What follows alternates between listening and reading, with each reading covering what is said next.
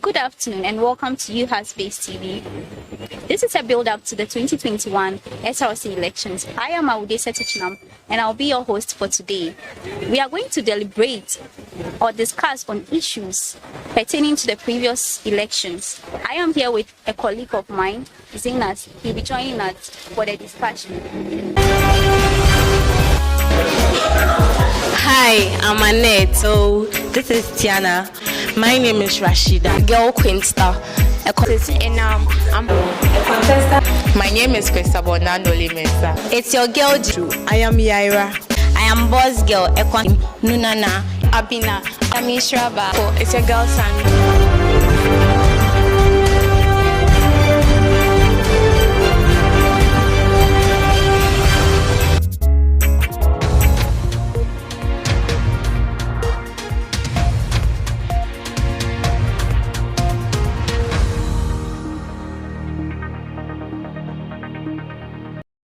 Hello, you're welcome back from the short commercial break. Don't forget to join us on Facebook or YouTube, or even so, there's a number on your screen. You can text us and we'll read it out. So my colleague here is the head of the UHAS Base TV news team in UHAS. Mr. Zenas, you're welcome. Thank you. Please, so far, how would you assess the elections that have happened from the previous years? How would you assess it?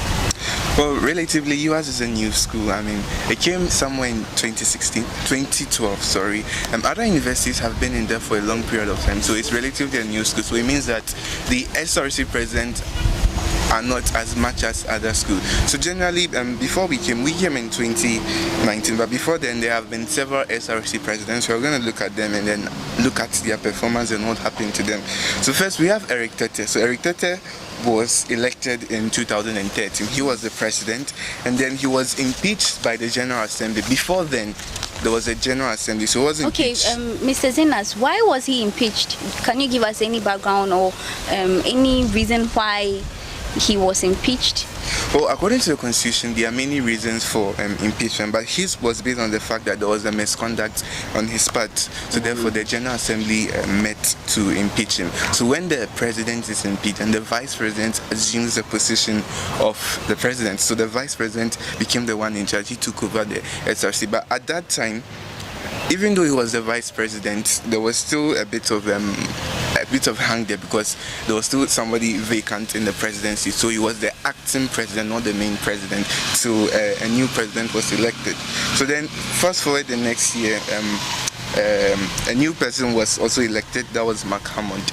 He was elected as the president. So he completed from the University of Ghana, and then before coming here, then he took over from Eric, he took over from the vice president of Eric in 2014.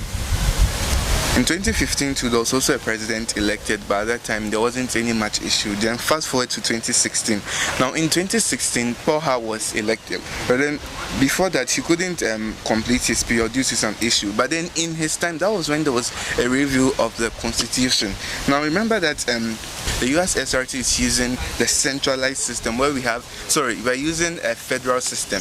That's what we're using. But then before then we have a centralized system. For example, Ghana uses a central system. So you have a central system. We have one president who controls everything. But Nigeria uses a federal system. So you have the federal president and you have other heads of state. So in a system like that, most of the states have some sort of independent power. So as compared to the centralized states. So here in UHAS 2020, we use the federal system. But then before 2016, we used the centralized system. So during his time, there was a review of the Constitution. So we became the federal. Mr. Zenas, I didn't mean to cut you short, but again, if you are watching us on Facebook or YouTube, please don't forget to leave your comments, and also you can send your comments what you think about this whole thing on the number on your screen. Back to what you were saying. What are some of the things you think they did right, which should have, which you think should be continued, and which would help the SRC? Well, previously, I'm sure the reason why the federal system came was that people felt that their voices were not being heard. You know, when you have a central system, there is a central government that controls everything. So it takes time for things to work. So let's say you want something, you have to pass it through a long channel of communication to get to the president. But then in the federalized system, each campus has its own, let me say, they have their own dominion, they have their own power. Who campus and Howard campus. So those that federal system gave autonomy to the president of each campus. But then it also formed the parliament. So that's when we begin to have the SRC parliament. But before it was a general assembly. But then unfortunately for him, he couldn't complete because his time was up. According to the constitution, if your time is up, you would have to step down. You have to vacate your position. If you don't step down, per the laws of the constitution, fast forward that period or 1 second after that time, you are no longer the president. So because of that, the Chief Justice, so since his time was up, but then remember it wasn't just him, it was his whole administration that had their time elapsed. So from the president, the vice president, the Speaker of Parliament, those are mostly the three, they all stepped down. So the Chief Justice became the one in charge, or became in charge of the whole SRC for the whole period.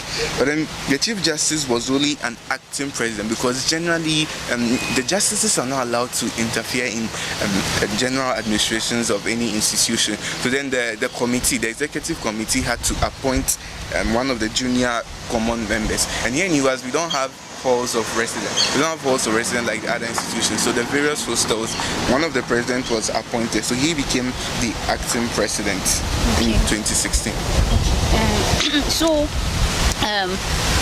From what you said, what's your anticipation for the coming elections? Well, this elections is a bit of a competition per se, but what we know so far, we've had 6 people who are going to be like showing interest. But then before then, just fast forward back to just 2019, the year before we came, something interesting happened. Wow. Now, Isaac Okay, Nandi, before that, let's go for a short commercial break. And please don't forget to leave your comments on Facebook or YouTube. And also, you can leave your comments via the number on the screen. We'll be right back. Stay tuned. Hi, I'm Annette. So this is Tiana. My name is Rashida. Girl Queen Star. And I'm a contestant. My name is Christabel Nandoli Mensa. It's your girl Drew. I am Yaira. I am boss girl Ekwan Nunana Abina. I'm Ishraba. It's your girl Sandy.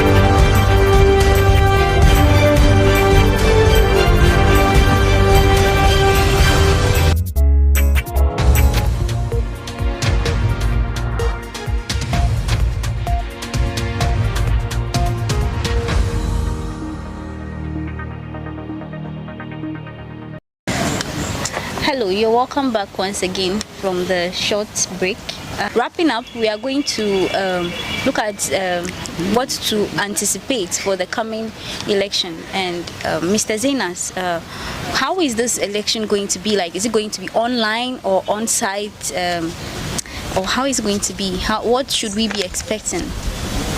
Okay, so this election is going to be online according to the Electoral Commission, just as the previous years. So they've released the timetable for the election. So from the 6th of July, that is when the nominations will end. Then voting in who will be on the 9th of July, okay, and a whole will be on the 11th. The manifesto reading will be the 13th of July. Then the presidential debate, which is one of the new things that is coming up in this election, like a presidential debate. They are going to sit down and challenge themselves with their policies, and then students will be able to like question them. So I urge you to watch the presidential debate. It's going to be an interesting debate between the 2 candidates or 3 candidates. They are going to challenge their policies and see whether they are effective or not. Okay. Then we have the campaign period. There will be education, and then the voting day is the 23rd of July 2021. That is the day of voting. And then according to the constitution of the SRC, the voting ends at 5 p.m. on that day.